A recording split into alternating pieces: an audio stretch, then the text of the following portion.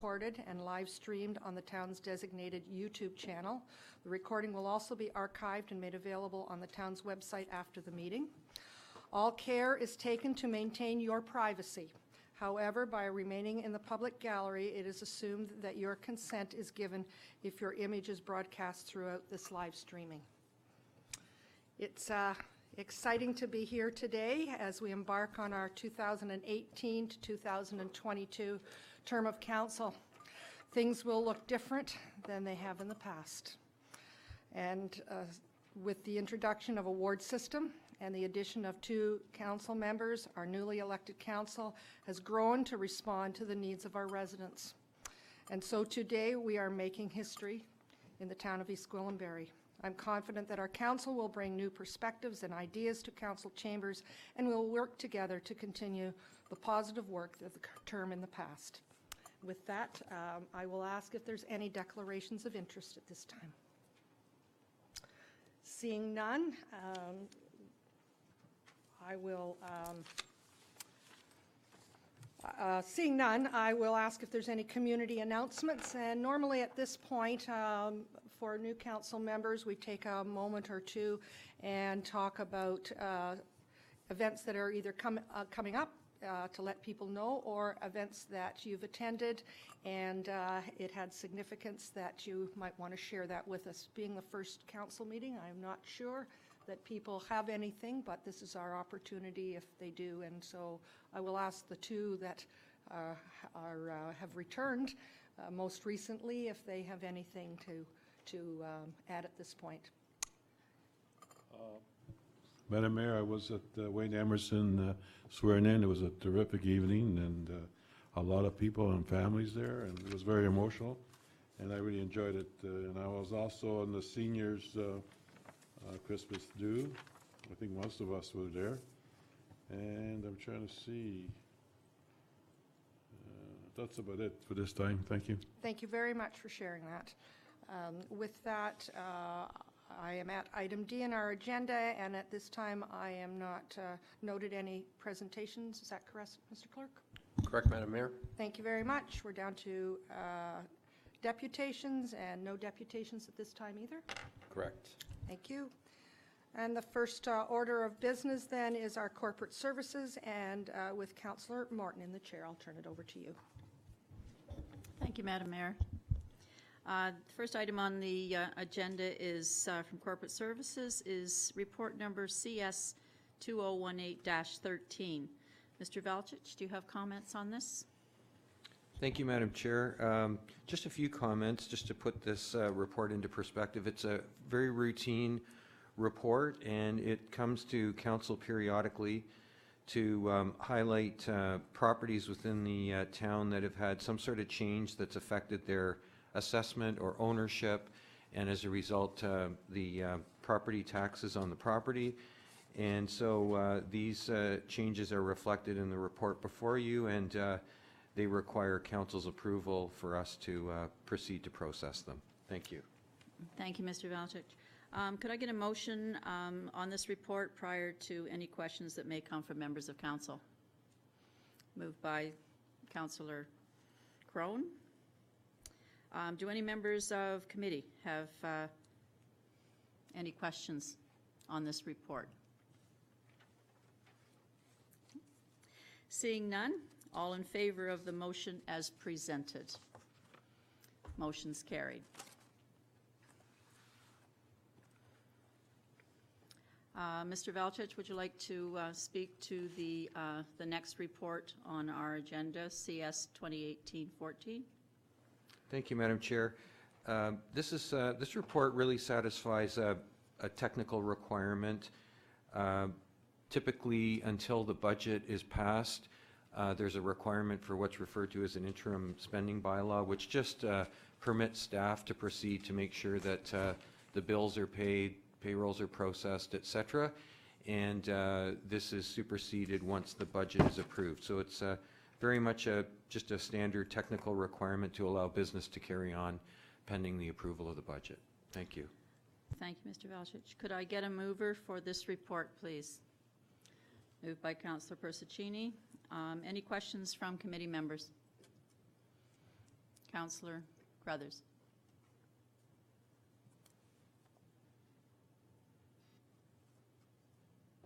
That's okay, thank you. Sorry, I'm surprised that it's at 50%. Why not something like 25? Why is it up so high? Mr. Valjich? Madam Chair, through you, 50% is simply the standard amount that's allowed under the Act, and so we put it at the standard amount. Quite frankly, we don't get even close to that by the time the budget would be approved. Okay, thank you. Any further questions? Okay. Seeing no further questions, all in favor of the motion as printed? Motion's carried. Mr. Valchich, do you have any other things to bring up under corporate services? Nothing further at this time. Thank you, Madam Chairman. Okay. Do any of the members of committee have any questions for Mr. Valchich? Okay. Hearing none, I turn the chair back to you, Madam Mayor. Thank you very much. Right under item G, Development Services with Councillor Cronin, Chair. Thank you, Madam Mayor. First item of the report is P 2018-86, zoning bylaw amendment. Mr. Valchich, do you have any comments on this? Mr. Chairman, just very briefly, just to advise council that this report is dealing with the three matters as mentioned, the zoning bylaw amendment, the draft plan of subdivision, and draft plan of condominium application. And the planners are here, can answer any questions if you like, but I do want to just mention that this is really the very beginning of this process. And what this report is requesting today is simply that council approve the establishment of a public meeting date, which is proposed to be January 22nd, 2019. And just for the sake of those that may not have sat through those before, at that meeting, the planning staff would have an opportunity to provide a little overview of the applications, just what they're about, any issues that they foresee at that point. In relation to the application, the applicant or their agent will often make some additional comments, and then there's also an opportunity for members of the public to provide input as well. That public input process, however, is not restricted to the public meeting, can be received anytime, after which staff then would come back at a subsequent date with a report, potentially recommendations, and then potentially council decision making. So this is very much the very beginning of the process in relation to these applications. Okay, thank you very much. Could I have a mover? Moved by Councillor Persicini. Any questions? Councillor Roy DiClemente. Thank you, Mr. Chair. Through you to staff, I know that we have a document that denotes the maximum number of townhouse units in the community, and I'm not sure whether that is a community-specific or whether it's a town-wide document, but I note that this has 14 units of townhouses, and that would mean that there would be 7 units, and I know that the prior document had a maximum of 6, so I'm wondering if this application is also seeking relief from that document as well.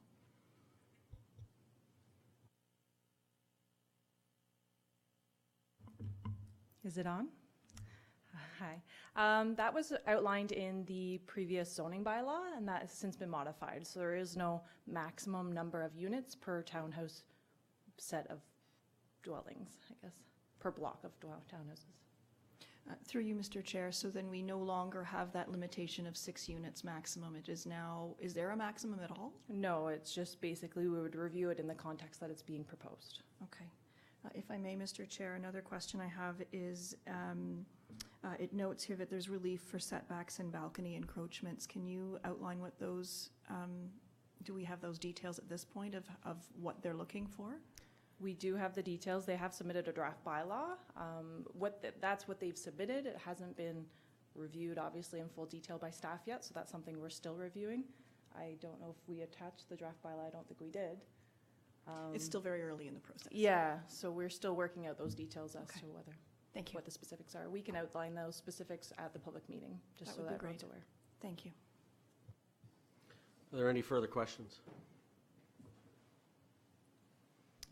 Okay. Seeing there are no further questions, I call for a vote. All those in favor of the motion as presented? Okay, motion carried. Any other questions from members of the committee to the Development Services section of our agenda? Okay. Mr. Velchich, do you have anything else to add? Nothing further. Thank you, Mr. Chairman. Okay, we'll now pass the chair back to you, Madam Mayor. Thank you very much. We're under item H, Community Infrastructure and Environmental Services with Councillor Crothers in the chair. Thank you, Madam Mayor. The first item is a memo entitled 2018 Ministry of the Environment, Conservation and Parks Drinking Water Inspection. Could I please have someone move receipt of this memo? Councillor Roy D. Clemente has moved that memo. This is a good news story.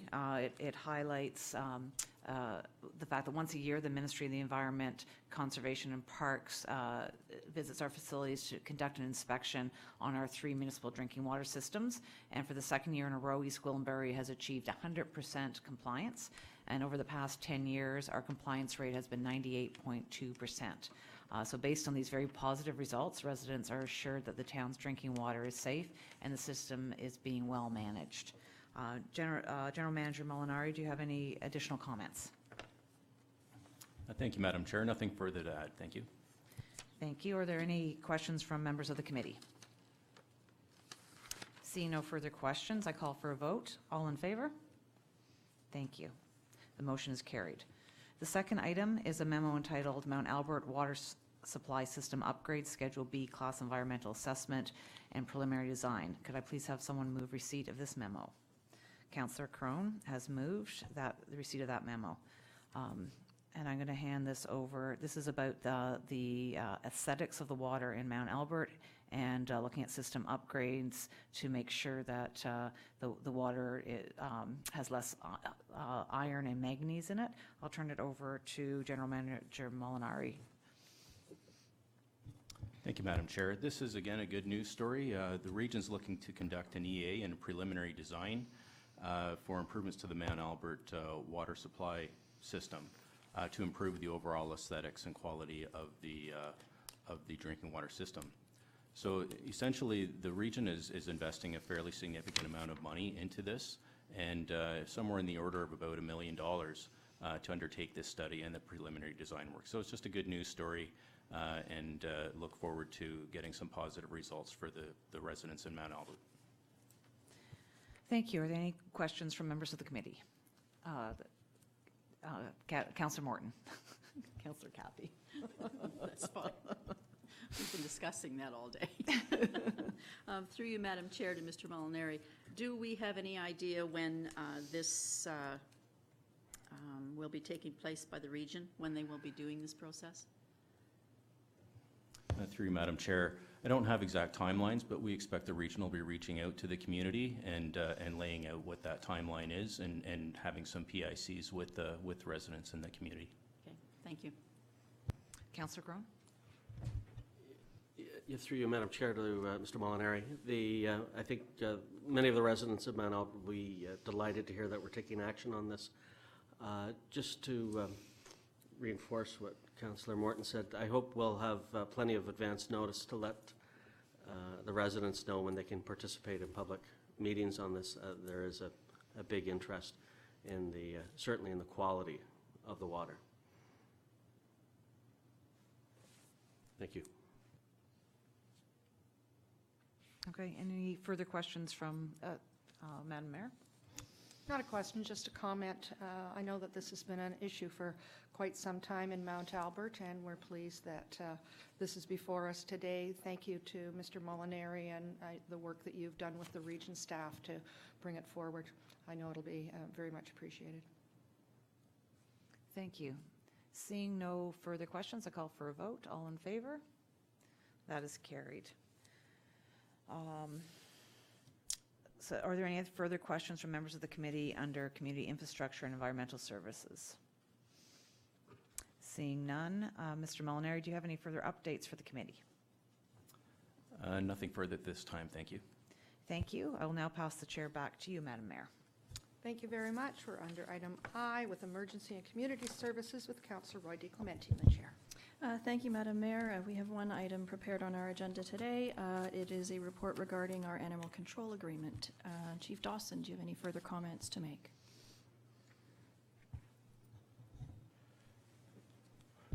With thanks through the chair, in keeping with the good news story theme of today. The good news story is that essentially the provider, Wayne Jones Animal Services, business plan and size fits East Gwillimbury's current service level needs for now and the next couple of years. It also provides some assurance on cost. So working with this provider for many years, we have a very acceptable level of service, a good working relationship between our bylaws staff and the provider. And the $5 brings us in line with other comparables, and would be noted that in past we haven't received, the town hasn't received any costs, and even though Wayne Jones Animal Control deals with dog licenses and the sales of such, we didn't receive anything. So this $5 is an attempt to look at cost recovery for the administrative costs. With that, happy to answer any questions. Chief, I'm wondering if you could, I know we've referred to the fact that this is a very conscious solution for us. If we were to go elsewhere and follow a different municipal model, what kinds of costs might we be incurring? And this is I think it nets out to about $21,000 for us, or almost $22,000. What would it cost if we were to follow a different model? Well, through the chair, as you may know, there's been discussion with the N6, the Northern 6th, for cost and services sharing with this. However, at this time, to enter into that, and it's 2 municipalities at this point, we'd be looking at cost sharing for full-time equivalent. We'd be looking at cost sharing at the onset for vehicle and hoteling for staff. So this really gives us a nice transition period and a certainty of level of service at greatly cost avoidance, at a great cost avoidance at this time. Thank you, Mr. Chief. Members of committee, any questions? Councillor Foster. Through you, I'm just wondering about the seniors having to attend the Civic Center to get their rebate or discount. It seems to me that could be problematic. If the service provider is going to be at the door collecting money on our behalf, can they not look after that at the same time? Thank you. Through the chair, yes, there are always options. Seniors discount certainly is an agreeable feature that EG still provides, even though others don't. But this was meant to address some of the staff level logistical issues of proof of who the dog belongs to and senior citizen, and a bunch of challenges at the staff level. So while at first blush it certainly may seem like a good idea to deal with that at the door and acknowledge those comments made by the councillor, this specifically is meant to deal with some challenges that Wayne Jones and through working with staff have encountered. So simply they would come here, also provides opportunity to pay by different methods, and a proof of dog ownership and senior citizen. Does that help, Councillor Foster? Or Thank you. further Just looking questions? for a clarification. Thanks. Councillor Carruthers. Thank you. It's good news to get Wayne Jones back again. It certainly is cost effective for us. I'm just a little concerned with the $5 increase because it will put us over the vast majority of other municipalities. Most people are set at $35 right now, and I'd be much more comfortable if we did the same and set it at $35. Members of committee?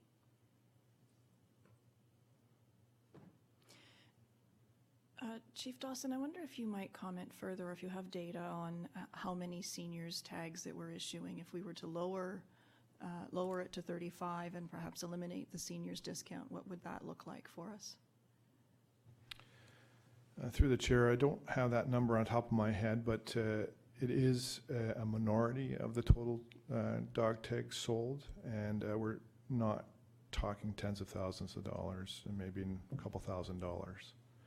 So The $5 to address that was looking at the fact that there's been no increases, as the report indicates, since 2000, for a long time.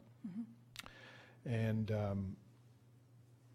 again, with the environmental scan, it kind of puts us in that range, but not the top end. So as far as the $5 or $4, certainly respectfully leave that with council to make a decision on that. Would that impact, changing it to $35, would that impact the scope of your negotiations with Wayne Jones? The answer to that is no. So the senior discount offered by the town, it was discussed and felt that that impact shouldn't be borne by the service provider. So that would be the town offering and absorbing that. From the senior side? That's right. But So if we were to, go ahead. Sorry, the provider gets their, at this point, $31 regardless. Okay. So if we were to drop it to 35 from 36, it doesn't change the contract that we would have with Mr. Jones? The $5 or $4, whatever it turns out to be, that's the cost, that's the funds that the town would keep. Wayne Jones, the provider, maintains his, the $31. So to answer your question, that really is the town's revenue point, not the service providers. Thank you. Members of committee, Councillor Persichini and then Mayor Haxon. At the end of the day, we do have to carry as a business person for the service. If it's caring for itself, it's not broken, we shouldn't fix it. That's my take on it. Mayor Haxon? Thank you very much. I would have difficulty dropping the seniors discount at this point. I think that a dollar here or there is not huge, but I think we've established that some time ago, and if we were going to make the change, I would hope that we would give advanced warning to the seniors more and more. I would think that there's a lot of seniors that have animals, and they're very important to them. They're part of their family. A dollar isn't going to make the difference, but I think from a municipality standpoint, it's a message that it's important. Councillor Morton. Through you, Madam Chair. So are the seniors discount here is listed at $26. Is it staying at that, or is it also going up to 31? Chief? The seniors discount stays in place. So it is the 26. The report didn't change the seniors discount. So the seniors discount is not 26 plus 5 or 4? The senior, correct. Through the chair, the seniors discount is listed in the chart under analysis. Thank you. So it sounds like we may want to make a slight amendment to this report as presented. May I have a motion to that effect? Councillor Carruthers, what would you like to do? I'd like to move that instead of $5, that it be reduced to $4. So I guess the motion changes to the increase would be $4. Members of committee, any questions or comments on the motion? So it's that we would be receiving it, that we would be approving it, delegating the authority to sign the agreement. The third clause would be amended so that the dog license fee be increased by $4, and that the recommendations of this report be ratified at the council meeting later today. Chief, I'm assuming that's in order to secure contractual arrangements. Through the chair, that's correct. We would like to start the new year off fresh with the new contract, which is sitting and waiting pending council's decision and approval. Okay, we have a motion on the floor from Councillor Carruthers. Any further discussion? All those in favor? Opposed? And that motion is carried. That's the end of our preparative agenda today. Chief Dawson, do you have anything further to add under this area? With thanks, nothing further. Members of committee, anything to raise? Seeing none, I'll turn the chair back to you, Madam Mayor. Thank you very much. We're under item J on our agenda, Community Parks, Recreation and Culture, with Councillor Persichini in the chair. Thank you, Madam Mayor. I have two items. The first item is report CPRC 2018-22. Entails the health and active living plaza design and contract administration. General Manager Carversound, do you have any comments? I think you have a presentation to do. Thank you. Through you, Mr. Chair, CPR staff do have a brief presentation that we have prepared for council related to the Health and Active Living Plaza project as a whole, and I'd be happy to lead that presentation at this time.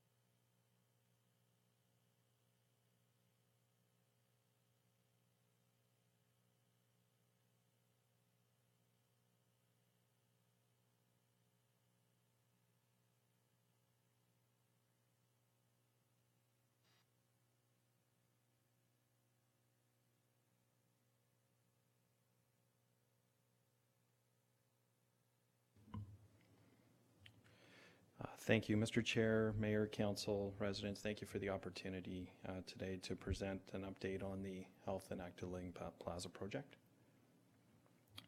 The Health and Active Living Plaza is not a conventional or a typical rec center. Rec centers have come a long way since multi-use centers started to emerge in the 1970s.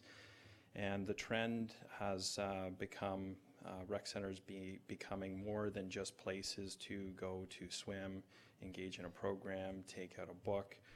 Rec centers are very much now centers of community, gathering spaces, and spaces to meet your neighbors, engage in recreational activity, learning, arts, culture, diversity. We're proposing a plaza setting where we have convenient and complementary services at one location, through one door, and under one roof. Our core town services being parks and recreation services, that being aquatics, gym-based programming, indoor track, programming and permit space as an initial facility fit that we have studied, that we have looked at through our Health and Active Living Master Plan and verified, as well as an exterior premier town park facility that's bringing together all of the communities to enjoy a premier park facility, a townwide park facility. Library services, and as well, libraries are now changing, as well as rec centers, as not only inventory spaces for books, but hubs and learning and information places for information exchange and learning, arts, culture, and diversity as well. And then as well, centralized customer services, there's a great opportunity, a tremendous opportunity at this facility to provide centralized customer services as well. We have engaged a number of different community partners for partnership programming, and those partnership programs can come alive through flexible spaces. So flexible program and permit spaces that also generate revenue for the town, but also could be populated with a number of service delivery partners, in particular in the areas of health, active living, learning, arts, culture, diversity, public and social services. We started this conversation approximately 2.5 years ago, where we had 12 different service delivery partners that were engaged. We've now grown to over 18 different partners that we're in the process of finalizing letters of intent and memorandum of understanding with to provide partnership services in programmed and permitted spaces. So I'd now like to just take a quick look at a high-level facility fit. And this is purely an artistic concept. This is not necessarily what the Health and Active Living, the final product of the Health and Active Living Plaza may look like, but it's just to show some alignments of service delivery where you might take some of these partners and align them into different facility spaces under active living, in a gymnasium and aquatic center. For example, York Region Health Services and the health services and public and social service spaces, which would essentially be program and permit spaces, flexible spaces that the town could use and generate revenue with as well.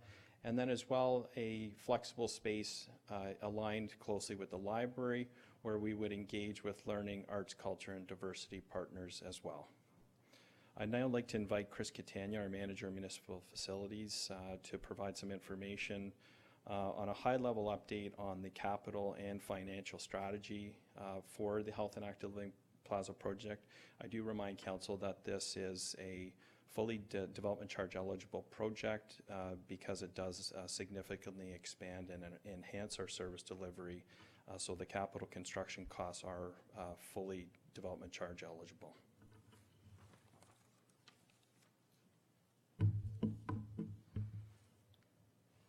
Thank you. Through you, Mr. Chair, just going to go over some planning and capital build financial strategy here.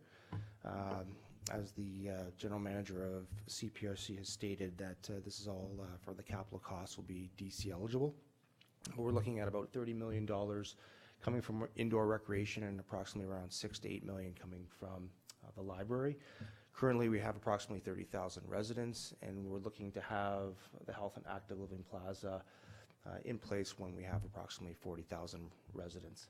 Obviously, we're looking at a detailed financial strategy for the facility operations, and it will be provided as this project progresses.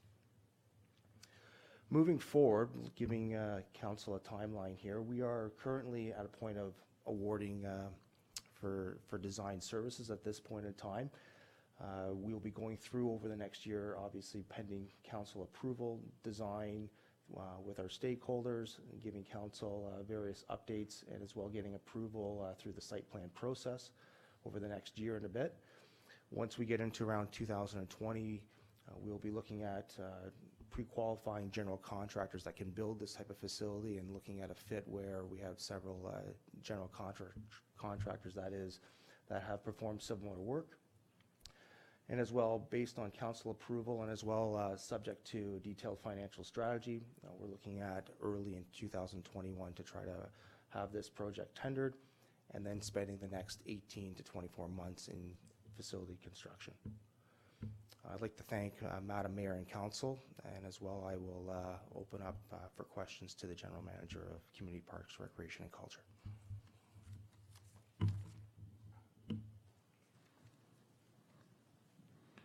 Any questions of the audience? I mean, the audience, the committees.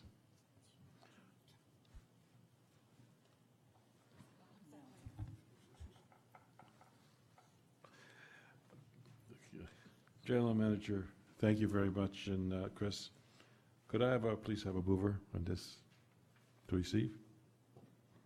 Councillor Roy-DeCabet. Mr. Chair, I'm happy to move receipt, but I believe Councillor Morton has a question. Well, but sorry. Councillor Morton, sorry.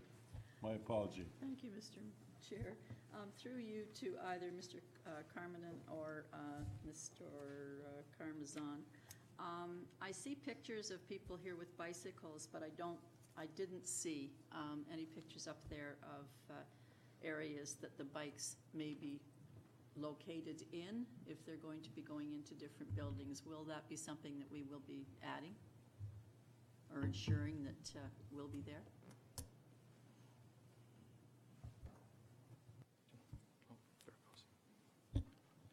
Thank you. Through you, Mr. Chair. Yes, this facility will be very much active transportation and trails friendly, as well as we will promote bike to, walk to, run to.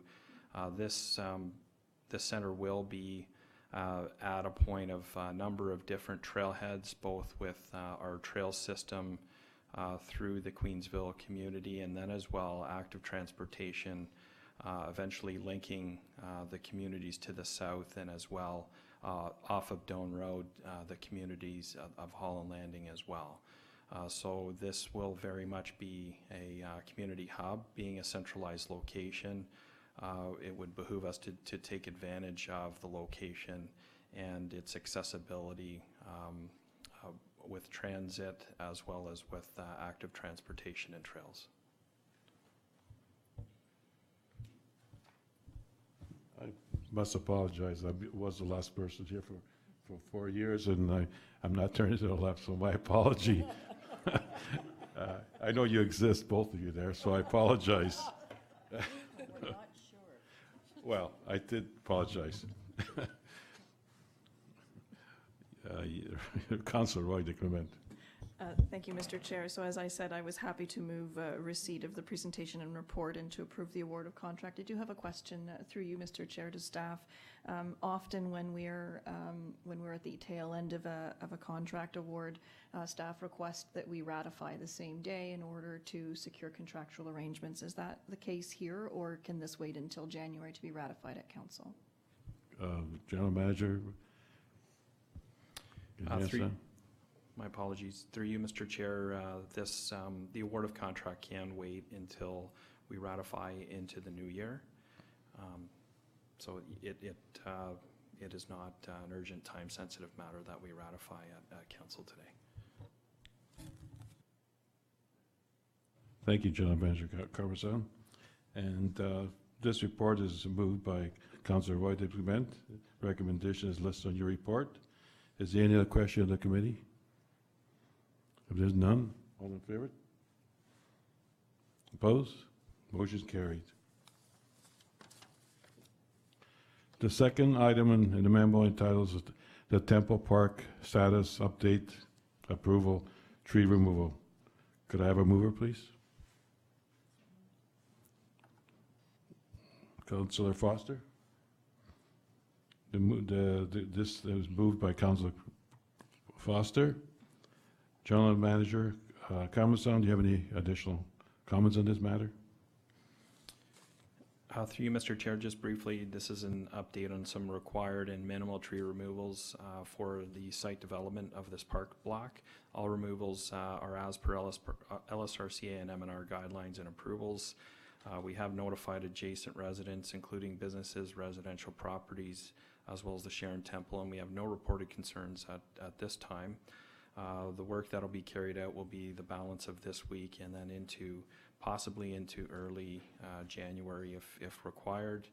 And a detailed report on the Temple Park concept will be provided to council in we're hoping the first council session in January of 2019. Thank you. General Manager Carbazon. Member of the committee. Yes, Madam Mayor, go ahead. Thank you very much. It's always a concern to residents, and so it should be when trees are removed, and I heard minimal. And so I'm hoping that that's where we stand with that.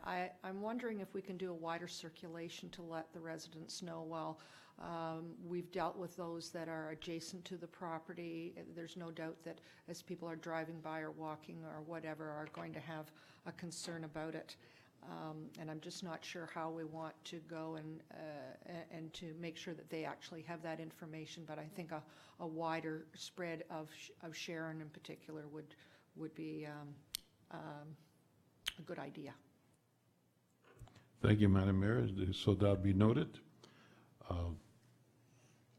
Yes, we have Councillor Crothers on the other end there.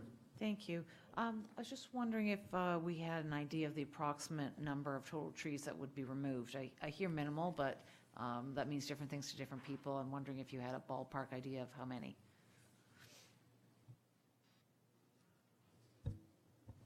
General Manager Carbazon.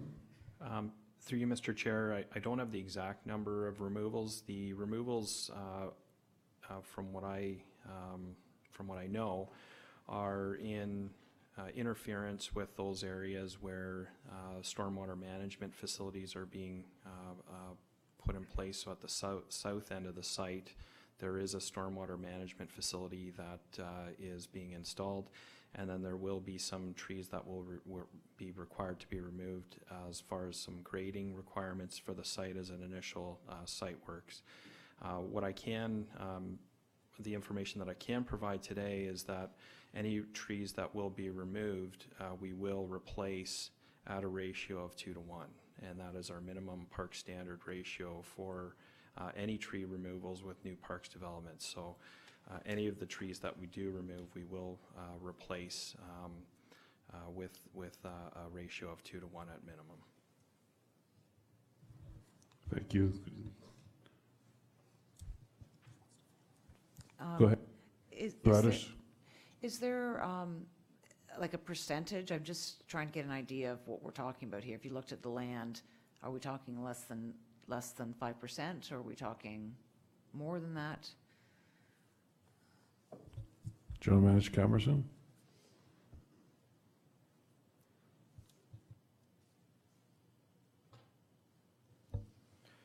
Through you, Mr. Chair, my estimate would be well below 5% of the total trees on the parks block. Wonderful. Thank you so much. Thank you, General Manager Camerson. Member of the committee, is there any other questions? Councillor Scott Crone? Sorry, Mr. Chair, through you to staff. I love anytime seeing a new park being developed. That's great news for residents. So well done. Has there been any thought given to connecting the Temple Park, maybe with a trail system all the way through to the Civic Center, so local residents would be able to go back and forth? I know we have to be sensitive to the Temple property, but just curious. Manager Camerson, please. Through you, Mr. Chair, we do plan to have 3 separate entrance and exit ways to the park, 2 of those of which will be connected into our trail system. If I could have the laser pointer, I could point out where those trail connections will be.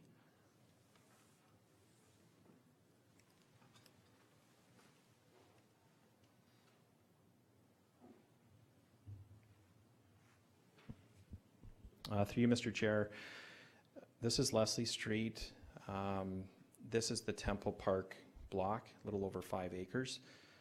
So the park block will be developed from the south. There is going to be a trail connection into the Sharon Village from the south through to the south portion of the park's block over the Sharon Creek. There will be a bridge installed in this area as well, and a stormwater management pond that will be installed in this area here. The second trail connection will, the trail connection through the south will run through the park's block and then connect onto Beachboro for a multi-use trail that will run along the western portion of the Sharon Temple block, not on the Sharon Temple property, but adjacent to the Sharon Temple block. So the multi-use trail will be connecting the Temple Park to the Civic Center site with a culvert that will again go over the Sharon Creek and connect into the south portion of the Civic Center lot. And then we are looking at establishing a pedestrian connection through the open space to the south of the parking lot, just down here, that will again bring greater connectivity into some amenities and to the Civic Center to the east, and then as well formalizing a trail connection that would be a ring connection around the parking lot into the northern quadrant of the Civic Center property as well. And I should also point out, and these details will be provided with the detailed report to council in January with the complete parks concept design, but we are planning a gate entry to the park off of Leslie Street with some prominent gates and trail connection into the park from Leslie Street as well, again to promote a pedestrian connection for both businesses as well as residents along Leslie Street, inviting people into the parks block. Thank you very much, General Manager Camerson. Any more questions of the rest of the committees? If there's no more further questions, may I have a vote? All in favor? Opposed? Motion carried. General Manager Camerson, do you have anything to add before? Through you, Mr. Chair, thank you. Nothing further at this time. I'll bring it back to you, Madam Mayor. Thank you. Thank you very much. We're on item K in our agenda, Legal and Counsel Support Services with Councillor Foster in the chair. Thank you, Madam Mayor. The first item is joint legal and counsel support services, along with Emergency and Community Safety Services Report, LCSS 2018-09, private cannabis retail stores. General Manager Horner, any comments? Thank you, Mr. Chair.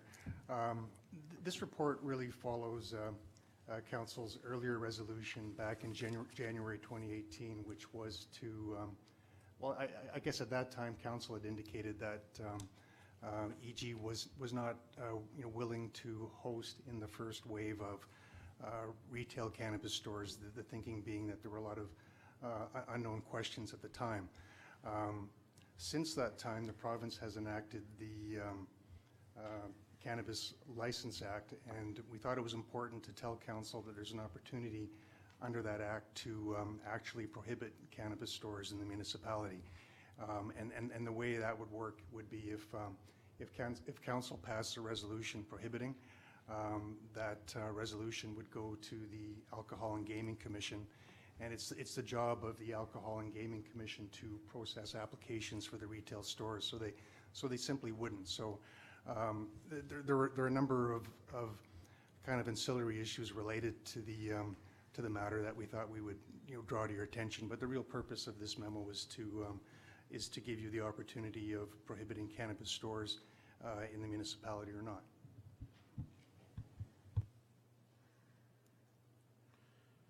Can I please have a mover? Councillor Morton.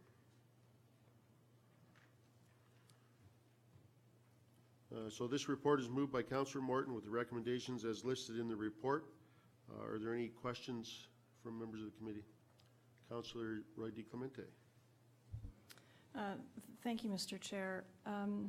This is a complex issue, and I found that I would have appreciated a bit more context, or I guess information from the staff report with some options. Normally a staff report gives me the justification for the staff recommendation, and I'd like to better understand some of those matters. For me, there are a lot of challenges regarding this matter. There's testing for impairment while behind the wheel, and there's some public health and safety concerns. If it were me, I wouldn't have legalized it yet, and I wouldn't have privatized its sale yet. But it's here, and while we may not like it, I think it's our responsibility to find a constructive way to deal with it. I worry that if we try to stick our heads in the sand and pretend like it's not here, then we're simply going to be driving sales into the black market and into the hands of youth. And that's really the goal here, is to make sure that kids don't have access to it, and that we try to find a regulatory framework that works for us as well as the province. If we prohibit it, we do not have access to regulatory funds that the province is offering as part of their second round. So for me, if we prohibit it, we open the door for illegal dispensaries to potentially operate that we have to then enforce without the funds from the province. However, if we find a way to make this work, then I think we have access to funds from the province, and it becomes the Alcohol and Gaming Commission's responsibility to proceed with it. So I'd love to hear from other members of committee here on this matter, but I'm not sure an outright prohibition is where I'd like to take it. I know that in the past, in I think it was January of this year, we said that we didn't want to be part of the first wave.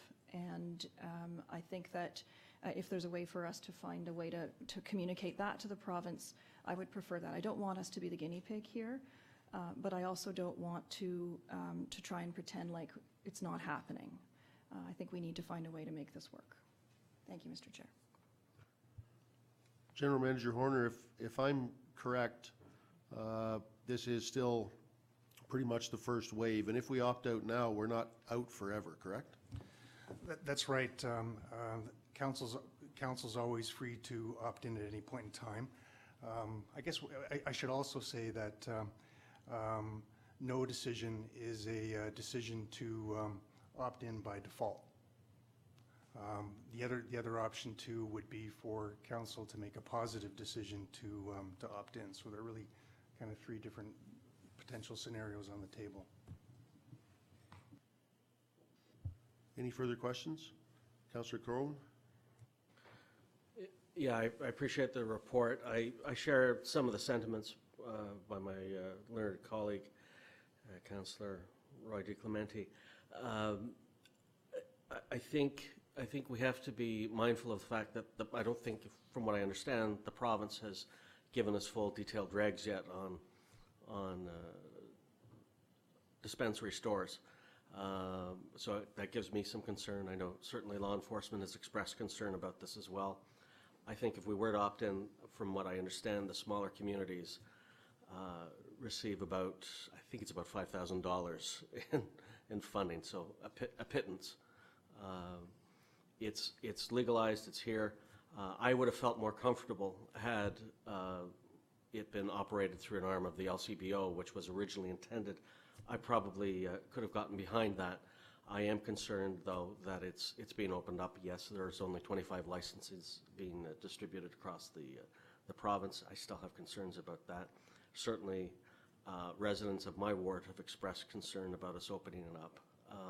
But what I would recommend is that I will, unless things change drastically to alter my mind here, I'll be voting to opt out. But what I would like to see us is that we set a timetable of maybe 2 years or sooner. I'm quite open to listening to others on council, that we revisit this, because things will change, and I'm pretty sure that they will change fast, and we don't want to be the last ones in either. And I do not believe that this precludes anyone from receiving medical marijuana if they need it, and certainly there are the options of receiving it through their online store. So we are not completely abandoning this process. Okay, that's my thoughts. Thank you. I believe Mayor Haxton. Thank you. I am not interested at this time in having retail stores in East Gwillimbury. That's not going to prohibit cannabis from being in our community. We still are going to have to deal with it, but when you take a look at the lack of rules and regulations on how these commercial stores will operate, I think there's a huge void at this point.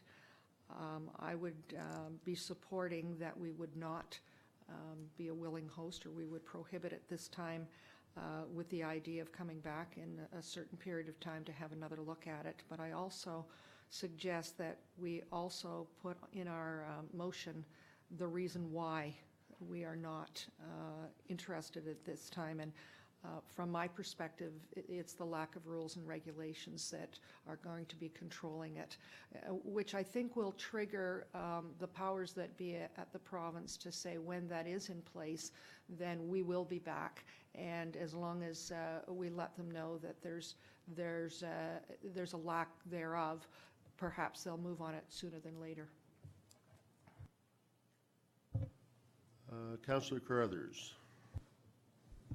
Thank you. I agree with much of what has been said. I do agree that this helps keep our children safe and diminishes the black market, but I don't think there's enough rules and regulations in place at this point in time for us to be the guinea pigs. It seems like we're trying to hit a moving target or approve a location that, reading through this report, doesn't give us a whole lot of control. I think I'd like to see what happens as this rolls out in other larger municipalities. It's by no means a prohibition, because there is other ways to obtain it, either from another municipality or online or medicinal marijuana. This is very new for our community, and I think our community needs time just to adjust to this new reality, that it is available, it is out there. I don't think we need the added layer of taking responsibility for a retail location at the same time. So I will not support us being a willing host, but I would like it revisited with the next wave after these 25 stores are up and operational. Let's take a look at see how that's going. And I also agree with the mayor's comment that by saying we're not a willing host, let's let them know why, that it is the lack of details, the lack of legislation that has concerns for us. Thank you. Thank you. Councillor Percicini. Thank you. I think there's so much to learn about, and there's so many rules, and there's so many different tests that just hasn't been approved yet. And the police is going to have a hard time, you know, they're really up to date, but they're going to have a hard time trying to see and trial error kind of stuff. And I'd rather see let someone else do it in the region, and let's see what they do, and maybe we can learn from them, and then we revisit. I agree with all my colleagues here, what they said, and I think that's what it should be. And since they can get it online, and I think we should really look at it again, but there's so much to learn about it. Let someone else do it, and then we can learn from what their mistakes and hopefully all their success. That's what I do. Thank you. Thank you. Councillor Morton. I too agree with the mayor's comments. I don't think that we have been told enough, and I think we have to learn a lot more before we go into this. And we still have the option down the road of going in. If we go in now and we don't like it, then we can't pull out. So I agree with Mayor Haxon, and I think we should add the reason why we're not in the place to do it now.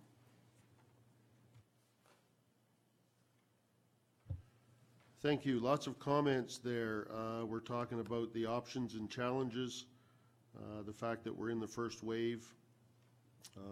I've heard twice that we should revisit in a couple of years.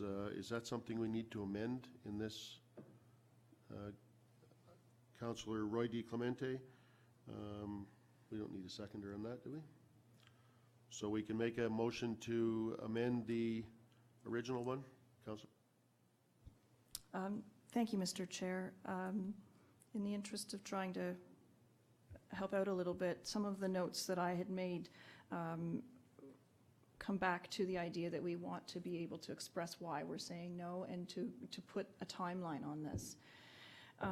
My thoughts had kind of crystallized around the original resolution that we made in January of 2018, and that was that we were not a willing host for the first wave. And I wondered whether that might be how we would circumvent that or approach that.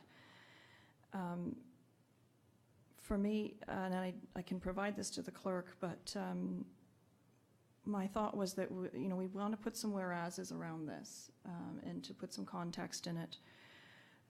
Whereas the full details of the Alcohol and Gaming Commission of Ontario's approval and enforcement framework for cannabis retailers has not yet been released. Whereas we resolved at our January 2018 meeting that we were not a willing host. Whereas the council remains committed to protecting the safety of its community and residents by keeping cannabis out of the hands of youth and profits out of the hands of criminals. For me, as it was also the 15-day comment period, that's not enough time for us to meet as a council, and so I would put that in as a whereas as well.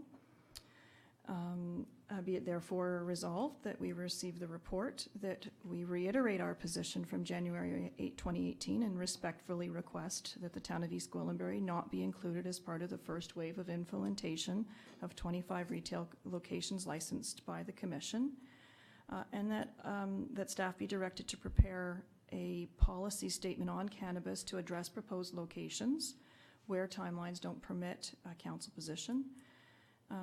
It's not just schools, it's our municipal facilities, it's where our youth congregate, it's parks, our trailheads, our arenas, facilities that serve people with mental health or addiction issues. And also, I think we also need to take a look at our smoking bylaw to ensure that it reflects our current context with respect to smoking. I don't think it refers to vaping at all, as well as cannabis consumption. I think those are the things that we need to address. And so I'm trying to crystallize some of those whereases to say we don't want to be the first wave, but we don't want to slam the door shut either, because we know and acknowledge that it's here. We realize that our residents have access to it online. It also takes a landlord to agree to a lease, even if we were to leave it open. It would also require a landlord to say, I'm willing to have this on my property. So that was sort of where I went at it. I kind of dug at it pretty hard, to be honest. Madam Mayor? Thank you very much. I would like to add to a couple of those points as well. and talk about, prior to revisiting this issue, a workshop be presented to council if staff could find some experts in this field. It may be a community that already is hosting by the time we're 2 years out. I'm going to say halfway through our term, we should be taking another look at this. But there will be communities that have had that experience. Is there an opportunity to learn from them? Is it an opportunity to learn from our York Regional Police on the issues that they are having, so we're aware of that? And when we make the decision in a 2-year period or somewhere in that time frame, we go into it knowing exactly what the challenges and perhaps the rewards will be.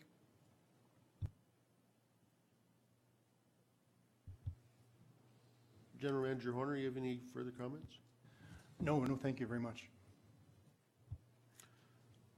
Councillor Roy DeClemente. Thank you, Mr. Chair. So further to the Mayor's comments, I'm happy to amend the motion to include the inclusion of a workshop presented by staff and other outside experts so that we can learn a little bit more about this. I'll include that when I send my motion to the clerk. Thank you. Anything else? So, we can call for a vote on the, with the amendments included, correct? All those in favor? Opposed? Seeing none, that motion is carried. Okay, the second item is a verbal update regarding the comprehensive zoning bylaw appeals under the LPAT Local Planning Appeal Tribunal. Can I have a mover? Councillor Perticini. So the verbal update is moved by Councillor Perticini. General Manager Horner, any comments? We have a few slides that we'd like to show you too to give you some context, so maybe if the clerk can bring those up.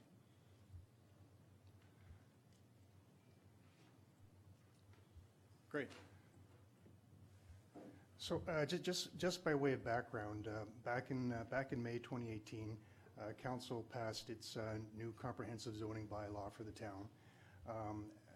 As a result of the passage of the bylaw, there were actually 4 different appeals that were made by different parties to the Local Planning Appeals Tribunal, and we call that LPAT. So there we have the 4 distinct addresses and the 4 properties. So the first 2 were actually settled in accordance with instructions that we received from council back in October.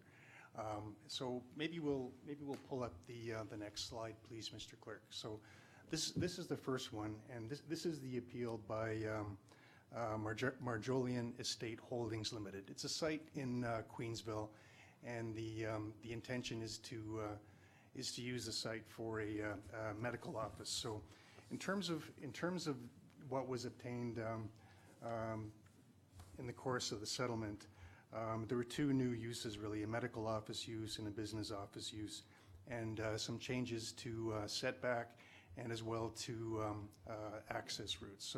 So that appeal is resolved and is off the table. The next one is the appeal by Scarron Resources, and there it is there, 2 Don Rose Boulevard. This is a site in Mount Albert, and this is really an application for a commercial redevelopment, and I think at the present time there are about 3 buildings that are proposed, and again this one was settled in accordance with council direction from October, and really again the applicant was looking for some additional uses: medical office, commercial school, commercial fitness center, animal daycare, and again some minor revisions to setbacks and to the width of access routes. The third appeal is by 658109 Ontario Limited, but we call this we call this the Kelson property, the Kelson appeal, and this is a more complex proposal for commercial industrial redevelopment. And the town has had a couple of meetings with the applicant, and we're having really what I think are very productive settlement discussions. So this appeal remains active, but there are no scheduled dates for any other kind of hearing event because the negotiations are going well. The next appeal is very different. This is one which was brought by the Conservation Authority, and really what it is an appeal of the council-approved EP zone. Just by way of background, there were a couple of draft bylaws, or actually probably any number of draft bylaws that came before council for consideration.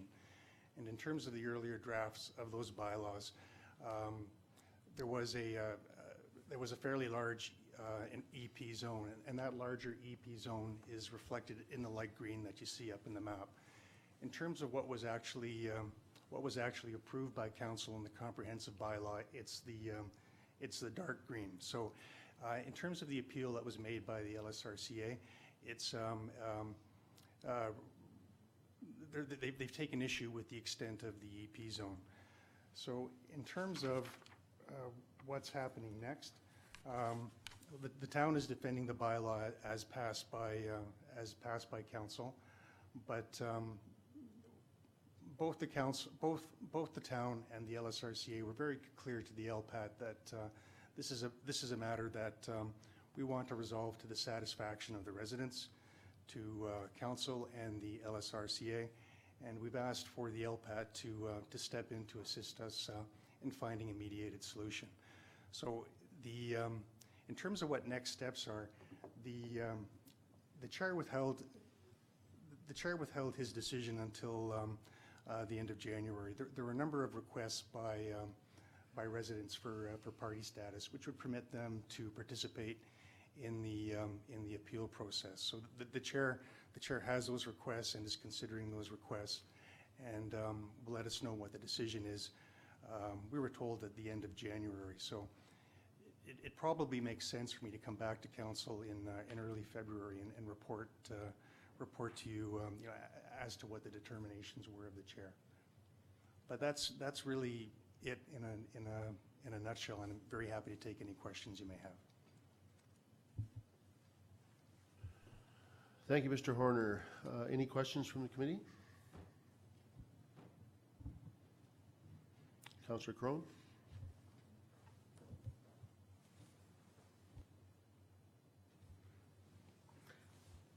Thank you. Through you, Mr. Chair, to you, Mr. Horner. I am concerned that we have two levels of government, or taxpayer-financed organizations, that are in battle over this. I know you've been making efforts to try and negotiate something with them.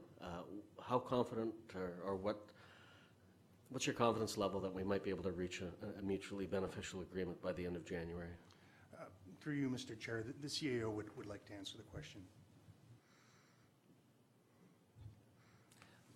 Through the chair, Mr. Horner's done an admirable job at the board, at the legislative realm, of defending the town position. And actually, through my office, I've been dealing directly with the CAOs of both the Lake Simcoe Region Conservation Authority and York Region.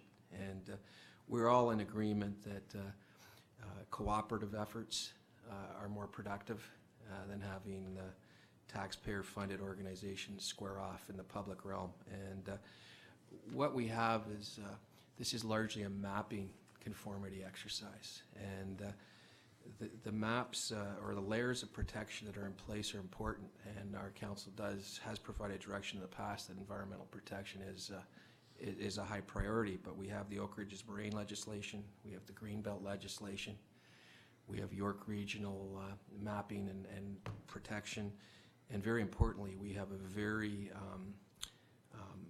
very robust Lake Simcoe conservation regulated land currently. And what our mapping would have done is introduce a fifth layer on top of that, and it got our residents upset. So our goal is to try to modify our layer while respecting the other jurisdictions, and we're hopeful that probably towards the end of January we could come up with a solution that we could bring back to council, and the Conservation Authority could bring back to their board, and so we remain cautiously optimistic at this point. All right, thank you. And just one more comment, Mr. Chair, if I may. This is great. We're going to go through a lot of efforts on this and hopefully come to a mutually acceptable agreement. I'd be really curious, and maybe this is a discussion for days ahead, but how Bill 66 could impact this, because we may go to all this great trouble, come to an agreement, and then somebody could come to us, invoke Bill 66 and drive a dumpster truck through it, and we have to go along with it.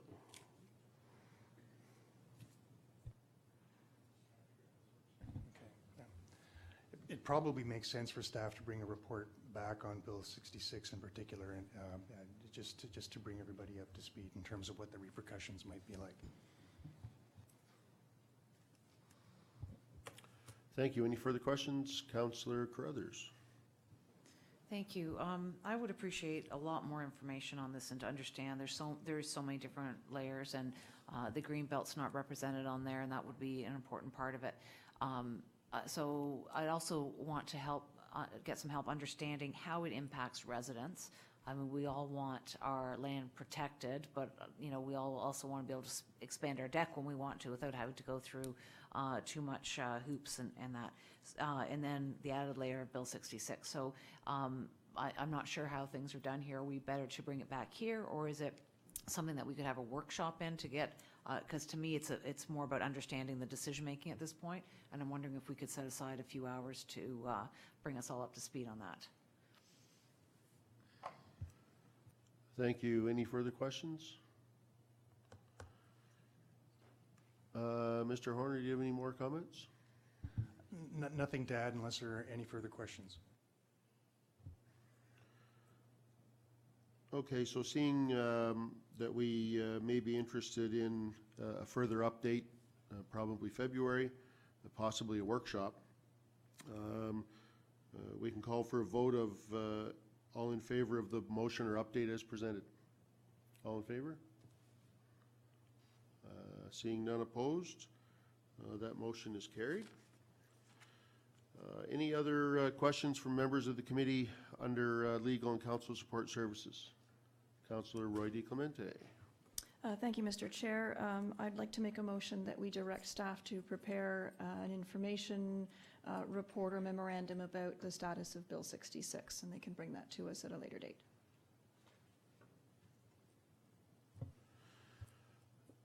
All in favor of having that Bill 66 brought to us? All in favor. So that'll be carried. Mr. Horner, any further updates? I'll now pass the chair back to you, Madam Mayor. Thank you very much. We're under item L on our agenda, administration with myself in the chair. And the first item is a human resources branch verbal update. Ms. Collette. That will actually be the CAO providing these updates, Madam Mayor. And Ms. Collette, I appreciate your But she's ready if you need her help. Able assistance. Thank you. And so, Madam Mayor, I'm here before you today with a verbal report. And, pardon me? We're on Bill 57. I think she's doing a Bill 57. Oh, Bill 57. That's what I thought. Pardon me, Madam Mayor, I'm out of order on the agenda, so it is Bill 57. So, Ms. Collette. Little exercise here today. I like it. It's all good. Good afternoon, Madam Mayor and councillors. I'm pleased here today to give you an update on Bill 57, a new bill containing a number of legislative changes that will directly impact our workplace, received royal assent on December 6th of this year. Bill 57, the Restoring Trust, Transparency, and Accountability Act 2018, amends various statutes. Today I'm going to talk to you about the most important one for us, is the amendments to the Fire Protection and Prevention Act. These changes will impact us directly. The new legislation is well received and provides the required protection for our paid-on-call volunteer firefighters that are double hatters. What are double hatters, you're asking me? Double hatters are career firefighters who also are paid-on-call volunteer firefighters working and living in their community. So we have double hatters. The legislation changes include the following. The associations are now prohibited from denying membership to, suspending, expelling, firing, attempted to collect fines from, and penalizing or otherwise disciplining a firefighter because the firefighter is working in their community. So we are very excited about this change, by the way. As well, other changes to the Act include changes to the arbitration process and replacing what we call a 3-member board to a single board. We believe if we're ever at arbitration, these changes will save time and resources, and that will help us in the future if we end up there. These long-standing issues date back to about 2004, and many stakeholder groups have been lobbying the government over the years for these changes. These groups include the Ontario Association of Fire Chiefs, AMO as we know, ESSC, which is the Emergency Services Steering Committee. We are members of that committee and participate in meetings. And of course, our Ontario municipalities. We are pleased today to provide you an update with this legislation. We will continue to update you, and thank you for your time. Thank you very much. Are there questions of Ms. Collette? Very good news story. Yes. Those that are new will learn very quickly how important it is, and those that have been here understand the excitement that we have on the changes. Well done. Thank you. Thank you. Could I have a motion, please, to Councillor Persichini? All those in favor? And that's carried. The second item we have, Mr. Webster, could you bring us a verbal update, please? Thank you, Madam Mayor. I apologize for oversight. I'm trying to convert to the e-world here, and it's causing some challenges. But anyway, I'm here today to provide 2 verbal reports on matters. So the first one, and I have some slides that I'd like to ask the clerk to put on the screen. Thank you. Is with respect to council compensation or council remuneration. With regards to this, we have reported in the last term of council many times, and I think there was 3 lengthy reports which are all available publicly, had a number of options, and the real fact of this is it's very difficult for staff to calculate what a board of directors or elected officials should be compensated. And we did put a number of options forward. There was a lot of debate, and the prior term of council on September 5th said thought it would be well advised to bring a report to this very first meeting. We haven't made a lot of progress in regard to that other than the rules that were in place at the time the election was held, and it was a known entity of what council members were getting compensated, and they knew roughly the time schedule and moving forward, and I think it's a learning lesson for many in the room now as we embark on this term. We're proposing, tonight we kick off our 2019 budget. We have accommodated within that a component that would maintain the council compensation at the current levels, and by that I think it's important to note that current levels have been actually frozen since 2016, and I believe that the Treasurer confirmed there hasn't even been a cost of living adjustment since 2016. So it hasn't really been a budget pressure for us, and what we're proposing moving forward is there's talk of independent or appointing a resident committee or stakeholder committee, and we've polled our colleagues in other jurisdictions when we have the opportunity to, and that's often a difficult process as well. So our proposal at this point is to include the council compensation with the staff market review, and I believe we're scheduled to undertake one in the 2020 timeframe. It introduces some independence. It looks at comparators for agendas of our size and growth issues like we're having. And so our proposal would be to freeze the council compensation until that time and then include it with the staff compensation. questions of Mr. Webster?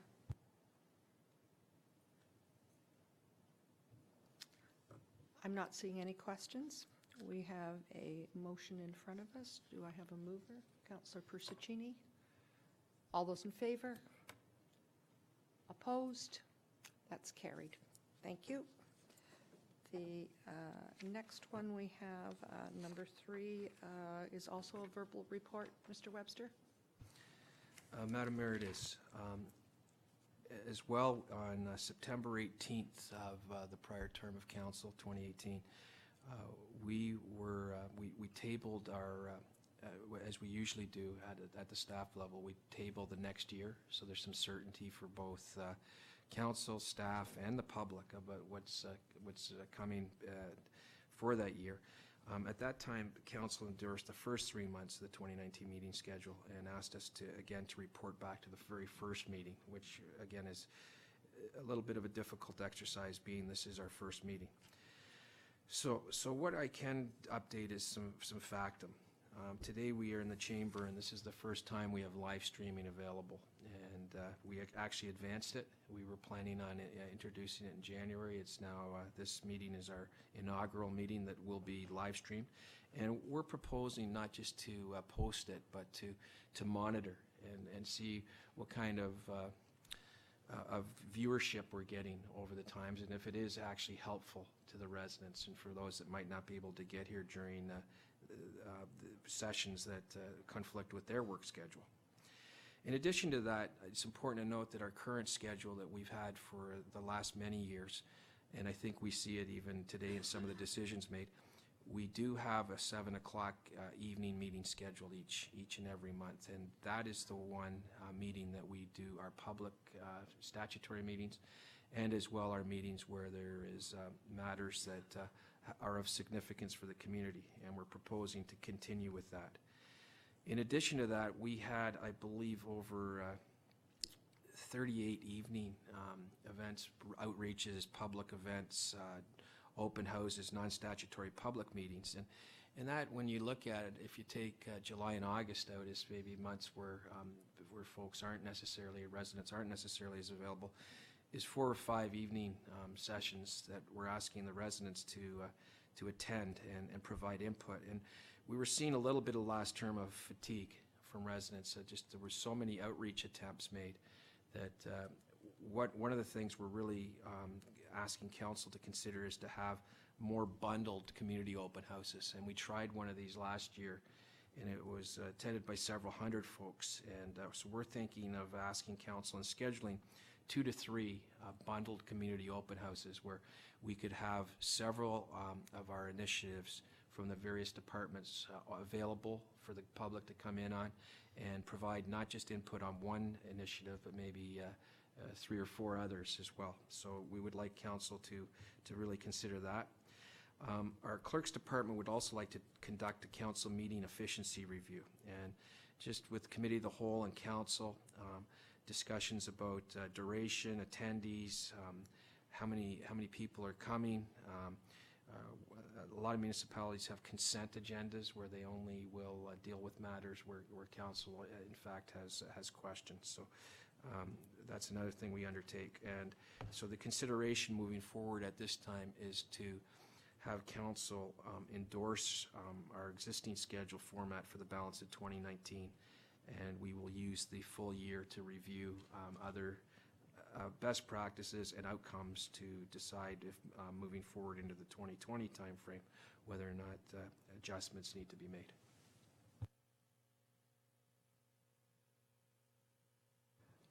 Mr. Webster, if we are going to make adjustments for 2020, we would need to have plans in place, I suspect, in October or November. It would not go for a full year. It would be probably 9 to 10 months. Is that correct? That would be correct, Madam Mayor. So what we're talking about then is status quo for 10 months with an option at that point to move into 2020 with a different look if it can be a different look as we move into 2020. But for basically next year will be similar, and we already have that calendar in place at this time. Madam Mayor, you're correct. We do have the first 3 months of that calendar, so it would be a matter of the clerk bringing forward the balance of the year. And it has things such as the 2020 budget schedule would all be aligned in there for, as we usually have our adoption prior to year end, so we'd have other items like that included as well. Okay, thank you. Any questions from members of committee? Councillor Crothers.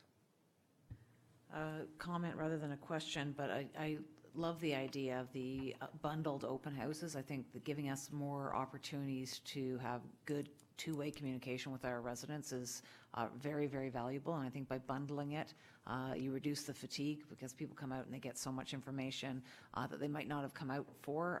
They come out for one thing, they get some more information. I think it's a wonderful idea. And I would say 2 to 3 times a year is a good start. Thank you. Anyone else? I'm assuming then that we could have a motion to approve Councillor Persichini. And all those in favor? Opposed? That's carried. Thank you. Is there any other business? Mr. Webster at this time. Madam Mayor, just for the public record, I think it's important that we realize there's one chair empty at our leadership table here as we start on our 2019 council term, and it's an important chair. It's the General Manager, Development Services. And I'd like to acknowledge General Manager Mark Valchich, who over the last 4 months has stepped up and taken on the role of leading that group. He's done a tremendous job and wearing 2 hats, and I'd really like to acknowledge Mark's efforts in that. And as well, and I'm not sure if we have the other folks, but our management team downstairs, our supporting management team in both the building branch and in the planning branch have really stepped up and worked together. And it's things like this that help make it a special spot. So I just want to thank Mr. Valchich and his team, and I'll be sending a letter for their files to that accord. Thank you. Mr. Webster, could you announce at this time who's going to be filling that seat in January? We can, Madam Mayor, and after an extensive recruitment process where we actually use some new analytical tools that are available in very modern type of human resource practices, thanks to Ms. Collette, we have chosen and appointed Marco Ramuno, who's coming in. Marco brings over 30 years experience. I believe his background goes back to York Region in the 90s. He was with Vaughan as a manager during a lot of their growth years, and for the last dozen years has been the head planner in the town of Aurora. And so he brings a lot of expertise in economic development, business development, and employment, and I know that's a real theme that this council has been resonating to us at this time, and as well heritage experience, has a tremendous amount of heritage experience he brings in, so we're looking forward to him joining us early in January. Thank you very much. Any questions from members of committee? Seeing none, yes, go ahead. Just want to move to receive that verbal update. Thank you. All in favor? And that's carried. I'm at item M, and that's other business, and wondering who's going to take carriage of this last. I can. Regarding the Farmers Market Committee report and their annual report and facility user agreement. So our farmers market are getting ready to head into 2019. I will be a liaison with them as well as a staff member, and we're looking forward to them once again providing a good service for all of the community and for all the farmers that are part of it. Any questions on that? Seeing none, could I have a motion to receive? Councillor Crothers, all those in favor? That's carried. I have no other business. Is there any other business? Councillor Persichini? I'm not sure if it goes on the other business. I'm just curious to know, we will be getting all our appointed committees in the new year. Who's doing what, and so we could start planning our strategy. Thank you. The committees that are in place now are in place until March, so they will continue until that point. But in the meantime, we'll be discussing particularly some new ones that we're going to introduce into our community as we're changing. So will our committees change. So, thank you. And with that, if I could have a motion to adjourn. Councillor Roy DiClemente. And we will adjourn at 2:31. All those in favor? And that's carried. Thank you very much. Thank you, audience, for being here. And we will be back at 4 o'clock for our second meeting and our council meeting later this afternoon. Thank you.